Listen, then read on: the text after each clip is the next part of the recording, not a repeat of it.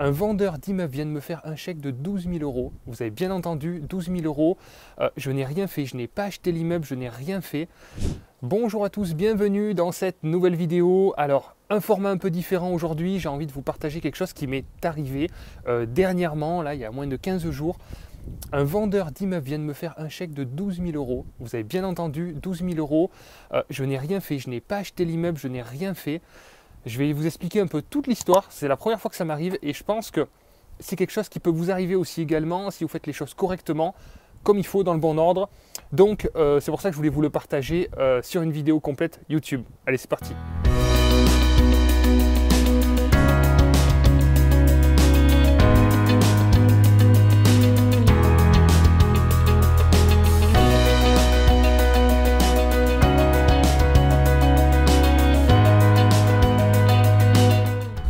Alors, qu'est-ce qui s'est passé pour que le vendeur me fasse un chèque de 12 000 euros? Donc, pour commencer l'histoire dès le début, je me suis intéressé à un immeuble qui était vendu en tant que particulier. Donc, comment j'ai trouvé cet immeuble? C'est une situation un peu particulière.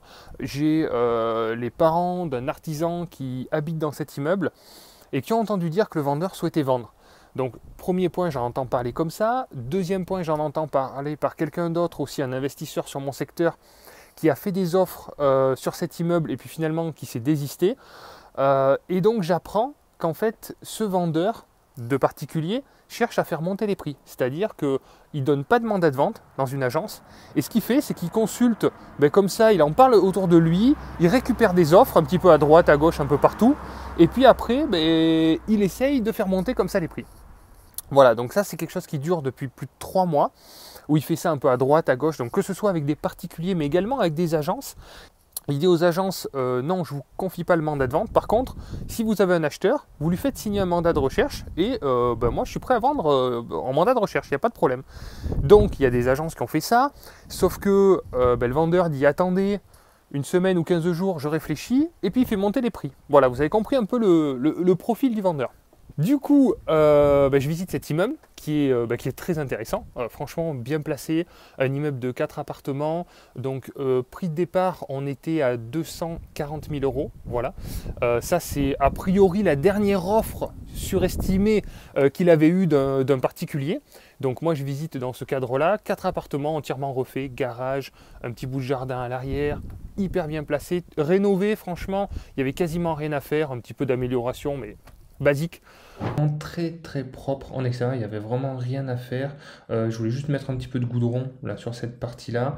Les communs devaient être repeints par le propriétaire, donc il avait déjà signé le devis, donc ça c'était fait.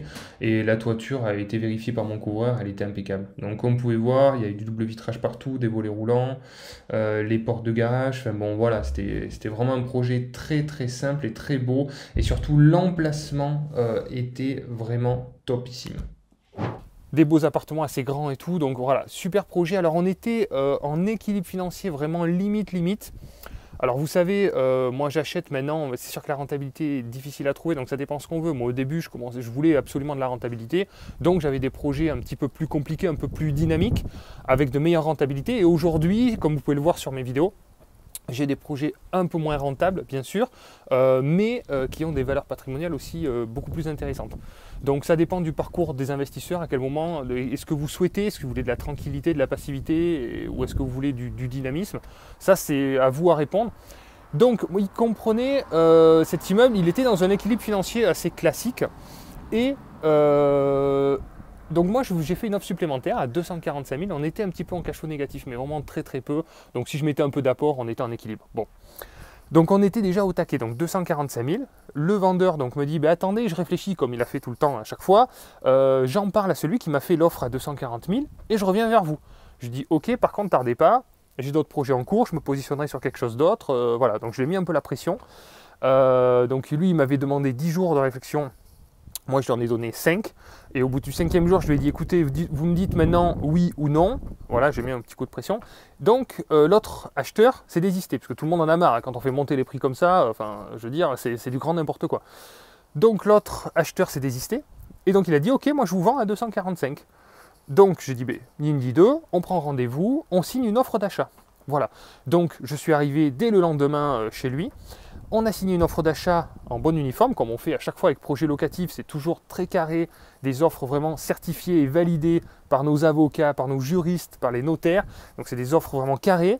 Offre d'achat bien rédigée pour que ce soit valable juridiquement. Donc ça c'est le modèle qu'on utilise nous chez Projet Locatif, mais vous pouvez tout à fait reproduire la même chose. Donc ça, c'est la partie qui concerne Projet Locatif et le conseiller donc spécialisé qui apparaît ici. Ensuite, notre mandat, donc est-ce qu'on travaille en mandat de vente ou mandat de recherche? Donc effectivement, on travaille beaucoup en mandat de recherche, mais de plus en plus en mandat de vente, parce qu'on a de plus en plus en fait de vendeurs d'immeubles et d'appartements qui souhaitent nous mandater pour vendre leur investissement locatif, puisque on est les spécialistes du secteur, et donc il vaut mieux effectivement faire appel à des spécialistes, à des connaisseurs, plutôt qu'à des agences immobilières traditionnelles qui ont plus l'habitude de vendre des résidences principales et qui n'ont pas les mêmes codes et les mêmes mécanismes de vente. Donc ça c'est le registre du mandat, donc nous on est obligé d'enregistrer les mandats dans un serveur sécurisé, donc ça c'est notre partie à nous. Ensuite les parties simples, donc les acquéreurs. Ici, en fait, c'est assez simple, hein, une offre d'achat. Voilà, c'est pas non plus très compliqué pour qu'elle soit valable juridiquement. Comme vous pouvez voir, vous avez les acquéreurs qui apparaissent ici. Vous avez ici la désignation du bien. Donc, effectivement, il faut décrire un peu le bien. Immeuble de rapport, 4 appartements, garage, parking, des T2, voilà. Vous décrivez un petit peu le bien. Vous pouvez mettre la référence cadastrale aussi, si vous souhaitez. Vous avez l'adresse du bien, tout simplement. Le prix donc d'acquisition, donc net vendeur, puisque là on est en direct. Et après, effectivement, quand il y a les honoraires proches locatifs, ça apparaît ici, ça fait un total. Voilà, tout simplement établi donc le lieu, la date, le nombre d'exemplaires. C'est pareil au niveau du délai, je vous conseille de mettre un délai assez court, justement, pour que le vendeur ne se retrouve pas dans la situation dans laquelle on est, où il s'amuse à faire monter les enchères. Donc un délai assez court sur la validité de votre offre. La signature, tout simplement, des acquéreurs lui est approuvée et le vendeur ou les vendeurs, bon pour accord. Et donc je lui fais signer cette offre-là, il s'engage, donc je repars, on s'est engagé, voilà. Et là vous sentez venir un petit peu la suite, il me rappelle quelques jours plus tard, une semaine plus tard, me dit il y a un agent immobilier qui veut faire visiter à quelqu'un, donc je vous appelle pour vous prévenir. L'agent immobilier va faire visiter. Mais je dis écoutez monsieur, vous ne pouvez pas faire visiter, on a signé une offre, on s'est engagé, on a signé un contrat, et vous devez respecter le cadre de votre contrat. Il me dit non, non, non, c'est pas valable, c'est juste un papier comme ça en l'air qu'on a signé. Je dis non monsieur, c'est pas un papier en l'air, c'est une offre valable juridiquement et je peux vous obliger à vendre. Donc bon, il était un peu stupéfait, il ne s'attendait pas à ça. Et donc du coup, il se renseigne de son côté. Je contacte mon avocat, notaire, tout ça. Je lui fais un mail vraiment très carré avec les lois, enfin voilà, les textes de loi et tout ça, pour vraiment lui montrer qu'il y a du monde derrière et que ça n'allait pas se passer comme ça. Et du coup, effectivement, il revient vers moi et me dit écoutez, oui, j'ai eu un retour de mon notaire, j'ai un copain qui est avocat et qui me dit que effectivement on est engagé. Je ne savais pas qu'on était engagé. Donc voilà, il a joué un peu comme ça, il savait très bien mais il voulait encore faire monter les prix. Donc du coup je l'ai bloqué avec cette offre contre-signée. Voilà ce qui s'est passé. Donc là, ça vaut vraiment le coup parce que juridiquement, je pouvais... Alors même si c'est très compliqué, on va être honnête, hein, c'est-à-dire qu'il faut aller au tribunal. Par contre, ça bloque son bien. C'est-à-dire que lui, il est bloqué, il voulait vraiment vendre et ça le bloque pendant le temps de la procédure. Donc il ne peut pas vendre le bien. Ça peut durer 2 ans, 3 ans maximum. Et a priori, normalement, je peux l'obliger à vendre le bien. Voilà, mais bon, à coup de procédure, on ne sait jamais. Bon voilà, c'est toujours compliqué ce genre de situation. Lui, en tous les cas, il ne voulait pas s'engager là-dedans. Moi, j'étais prêt à y aller puisque quelque part, j'avais pas quelque chose à perdre. Moi, j'ai des protections juridiques, des assurances, donc là-dessus, je suis tranquille. Et moi, ça ne me bloquait pas le bien, donc c'était juste une procédure en cours. Donc lui, ça l'embêtait fortement. Donc, c'est là où il m'a proposé un arrangement.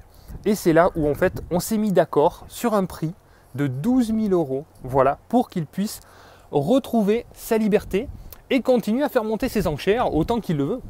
Voilà, donc moi, honnêtement, en étant tout à fait honnête, je pense que on m'aurait dit entre prendre le chèque de 12 000 € ou acheter l'immeuble, j'aurais acheté l'immeuble quand même, parce que je voulais que cet immeuble, il est vraiment top, mais je ne voulais pas me lancer dans une procédure, donc on a trouvé cet arrangement et j'en suis satisfait, j'en suis content, parce que quand même, prendre 12 000 € en quelques jours pour une offre contre-signée, bon, c'est assez extraordinaire. Entre parenthèses, cette somme sera fiscalisée, bien sûr, c'est à déclarer sur le revenu. Peu importe, mais voilà un petit peu la situation. Donc bien sûr, on a négocié, lui voulait 10 000, moi je voulais 20 000, voilà, bon bref. Donc voilà, on est tombé sur 5% du prix de vente. Ça représentait 5% en fait de mon offre. Voilà, et lui, donc il a retrouvé sa liberté. Et il a continué à faire monter les enchères. Et le petit coquin, en fait, il avait une idée derrière la tête, c'est que entre temps, il a été voir aussi les locataires pour leur proposer en fait leur bien, de leur vendre aux locataires. Donc il y avait 2 locataires qui achetaient déjà les appartements à 80 000 euros chacun. Donc il y en avait 2 autres qui pourront être vendus à des investisseurs ou effectivement à des particuliers s'ils libèrent les appartements. Mais voilà, donc je ne m'en fais pas pour lui, il récupérera très largement les 12 000 euros qu'il m'a donnés. Voilà, donc c'est la petite anecdote. Donc si vous faites les choses dans les règles, à partir du moment où vous entendez sur une offre de prix, sur un prix avec un vendeur, absolument signer une offre d'achat. Absolument. C'est ça qui va bloquer le vendeur. Alors en tant qu'acheteur, nous, on peut se retirer quand on veut, il n'y a pas de problème. Vous pouvez, une offre engage à signer un compromis et au moment du compromis, vous avez 10 jours pour vous rétracter. Donc voilà, vous pouvez vous rétracter quand vous voulez, mais par contre, le vendeur, lui, est engagé.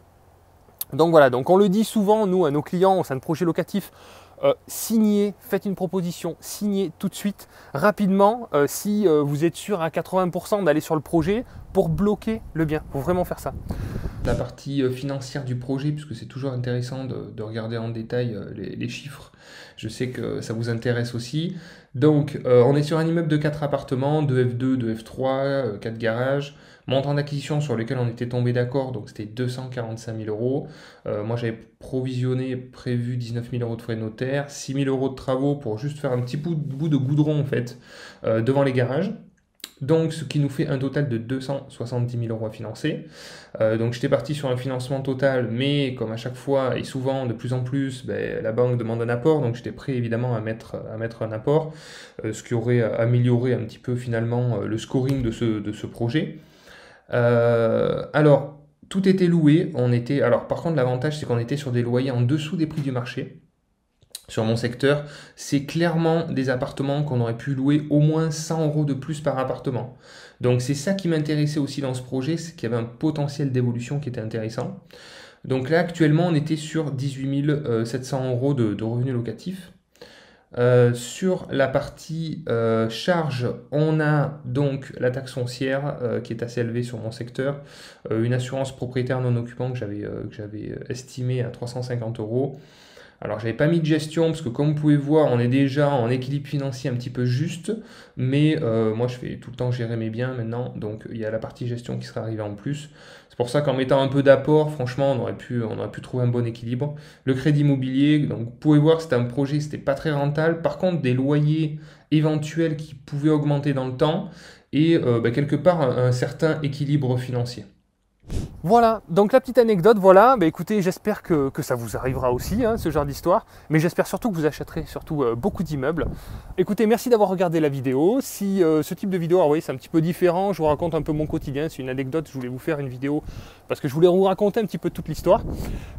Si ça vous plaît, écoutez, je vous invite à me le dire dans les commentaires, à mettre le petit like comme d'habitude, à m'encourager. Faites péter l'algorithme YouTube, on est de plus en plus nombreux, la chaîne commence à monter un petit peu en algorithme et c'est grâce à vous, donc merci beaucoup parce que effectivement vous me rendez beaucoup plus que ce que je vous donne. Donc merci pour votre participation et puis à très vite pour de nouvelles vidéos. Ciao les investisseurs.